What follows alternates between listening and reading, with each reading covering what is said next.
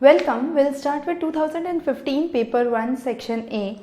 Now most of the questions were direct, it was just that the language was twisted.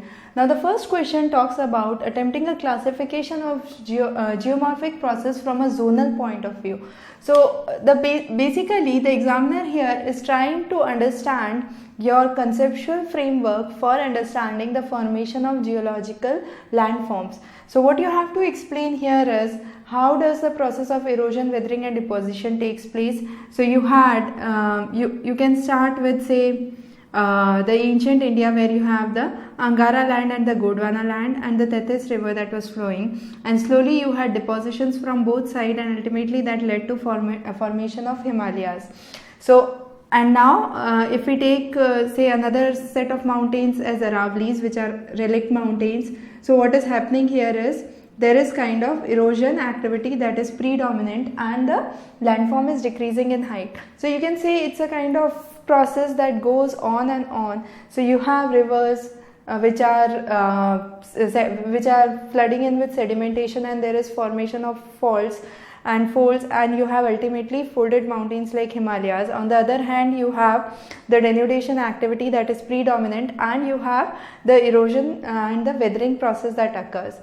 You also have to mention the various cycles of erosion here and the various agents of erosion, like you can say that you have fluvial agents which are active near water. So if you have the regions which are touching the coastline, you would have wave actions that would be prominent, and so on and so forth. The next question is discuss how frontogenesis contributes to weather instability. Now frontogenesis is formation of fronts, and whenever there is formation of fronts, there would be a steep change in the temperature gradient, or there would be change in the temperature that could be attributed to two reasons. One is the directional change and the speed. So one is due to direction and another is due to speed. So those are the two reasons where you have which lead to formation of fronts. And once you have the formation of fronts, you would have the thermal wind that would become imbalanced in that region, and finally you would have the convergence and divergence regions that would be formed where you have the geostrophic wind that meets. So that would ultimately lead to instability in weather conditions. Next question is describe the characteristics of different types of pelagic deposits. So when we talk about the pelagic deposits, we have already discussed that in the lecture. So you have to mention the three major deposits, the tertigenous, biogenous and hydrogenous, and it's a kind of very direct question. The next is the characteristics of ecological succession. When we talk about ecological succession, it could be either primary or secondary in nature. Primary means that it was a kind of barren land where you did not had any plantation or any vegetation that occurred prior, and slowly you had the succession that took place that could be attributed to climatic or biotic factors. Now what are the basic characteristics of succession? It's a kind of systematic process that occurs. There is a predictable change you can forecast that would happen in the next phase or next series. Most of the changes are due to explosion of population, and there can be changes which are also attributed to physical environment and species population. So these are some of the important characteristics that we must be sure about when we talk about ecological succession. Now this time there were two questions that dealt directly or indirectly with ecological succession. We'll have a further question later on. So what is important to note here is there are certain concepts which are basic, but you must know under the heading of the question what concept you should apply. The next is comment on the impact of environmental education on quality of life. Now the environmental education is primarily meant for these four purposes: to create awareness, to create knowledge, skill and participation. So these are four basic ideas under environmental education. However, when we are talking about environmental education's impact on quality of life, I can definitely say if you have more environmental awareness, the quality of life would increase, there would be rise in life expectancy, it would improve the survival rate, the death rate would decrease, life expectancy would ought to increase as mentioned. Then there would be decrease in the disabilities. That can be due to occupational hazards, that can be due to health problems related to pollution.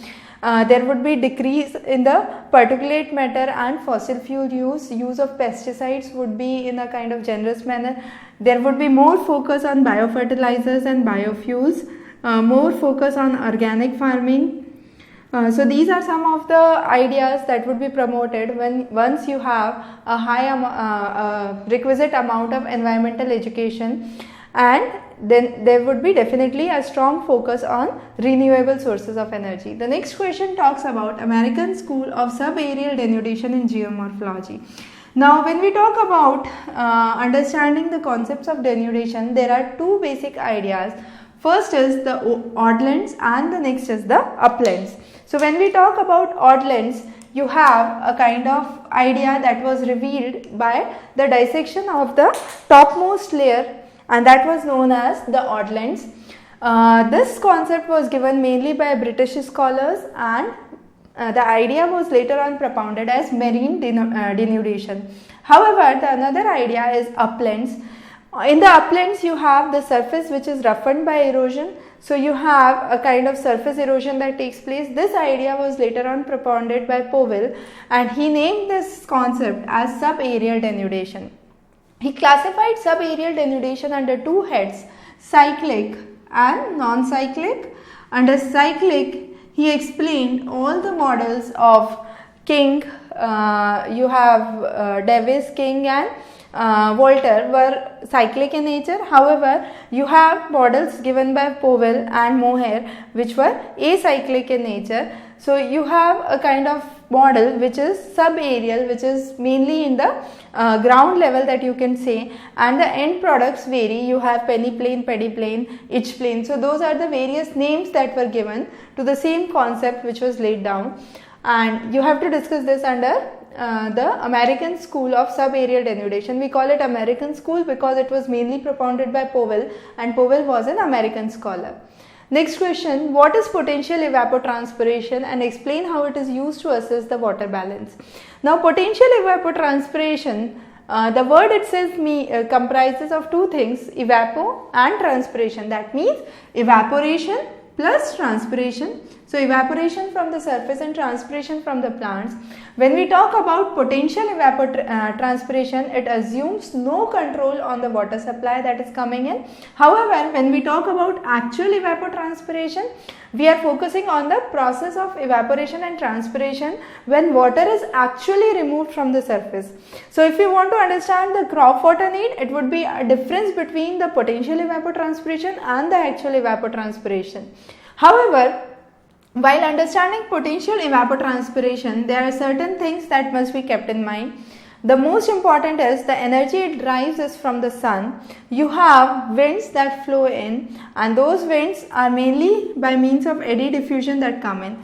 Now if you have a humid area, what would happen? The potential evapotranspiration there would be low because you would have lower rate of evaporation and lower rate of transpiration in compared to an arid area which is predominantly dry. So you would have a kind of higher potential evapotranspiration in that area. So that would ultimately govern the water balance in the region, and this potential evapotranspiration will help you to understand the water balance of the region. This was later on used as one of the parameters under climatic classification to understand the various climatic zones. The next question is, discuss the methods of conserving biodiversity for sustainable development. Now sustainable development is developing and conserving the resources in such a manner that it is being used for our future generations. So you have two basic methods that are used. One is in situ and next is ex situ. So when we talk about in situ, it's within the habitat, the conservation within the habitat, the place where an organism lives. So the basic ideas under in situ would be protected areas, national parks, sanctuaries, biosphere reserves. However, ex situ means breeding of plants and animals in outside their original home. So that is in the case of captive breeding. These can be in cases of zoos. You have techniques like cryopreservation, gene banks, botanical gardens. So all those are ex situ conservation methods. And the main idea besides these would be to identify the hot spots or the main areas to which an organism is endemic to. So these are some of the important things that you must mention in this question. Next question, this is a very direct question. You have to mention the Köppen's climatic classification and the specific characteristics of CS, that's the Mediterranean climate. So we have mentioned those in this lecture. The next question, again a very direct question, but many of the students got confused here. Explain with example how channel dynamics is responsible for development of alluvial fans and cones. Now we have already covered channel dynamics in this lecture, so you can refer that. And then again, when you are asking the relation between channel dynamics and the development of alluvial fans and cones, you must explain the formation of alluvial fans and also the process of illusion where you have a kind of abandonment of a river that exists and a new channel that is formed, and you have certain new channels that pop up under the region of alluvial fans and cones. So that's another important thing that you must mention in this question. The next question is a direct question. Here you have to mention the zonal classification given by USGA, which we have mentioned in this lecture, and you can also mention and you have to also mention the characteristics of pedicles, the one of the types of the zonal distribution that is mentioned under USGA classification. Next question. The different stages of ecological adaptation of man and bring out the changing balance between man and environment. Now this question again starts with the concept of ecological succession that we have talked about in the previous lecture. So you have to mention the different stages of ecological adaptation. So how man adapted to the different stages. So initially that was a kind of barren land, then it was a kind of land where you have the initiation that took place. You had finally the climax stage that came into existence under ecological succession. So you have to mention the various stages. In that question you had to mention the characteristics. So here you have to mention the stages and the cause for the ecological succession, and then you have to explain how the changes in the man-environment relationship is attributed to the change in the organization and the attitude of the society. You have to also explain it was previously a kind of deterministic framework that people had in mind, where people believed nature predominates the human activities. Later on it was possibilism, where it was that it is environment which is governed, human beings which govern the environment, rather than a vice versa process where we say that nature is predominant and all our activities are governed by nature. So you have to explain that. Next question, present day landforms bear more complexity than simplicity. Now if we look on to some of the landforms which are new and which are relic, you would have an obvious differences, because like we compare Himalayas and Aravallis for example. So Himalayas are kind of, I can say, a living breathing creatures, because you have geosynclinal activities that keep on taking place, you have formation of folds and faults that takes place in the region, and kind of numerous activities which is happening. So we say Himalayas are growing. They are growing at a rate of say 1 millimeter or so. So then there is the mid-Atlantic ridge in Atlantic Ocean, which is again a kind of active region, and all these are kind of present day landforms which are more complex to understand as compared to the relict landforms like Aravallis. So you have to mention those with various examples. Next question, explain the meridional circulation of atmosphere and importance in the world climate. Now meridional circulation talks about the tricellular model. So you have to specifically mention the zone of action. So you have the ITCZ, that's the intertropical convergence zone, that's the zone of convergence. The next is the zone of divergence, that's the subtropical area. So you have to mention the zone of convergence, the zone of divergence, and finally the question asks its importance in world climate. So it's important in world climatic understanding, because you are talking about the tropical cyclones. With the help of tricellular model you can depict the cyclones, the tropical cyclones, the temperate cyclones. You understand the wind patterns and the wind circulations, air movements, and the regions of anticyclonic formations. Again in this video we have covered the major models for circulation. So with this we cover paper 1 section A for 2015. We'll be covering section B and paper 2 in 2 separate classes. We'll then start with general studies and the major topics for GS with respect to environment in our further lectures before the upcoming mains. You can subscribe to our channel for further updates. Have a good day ahead.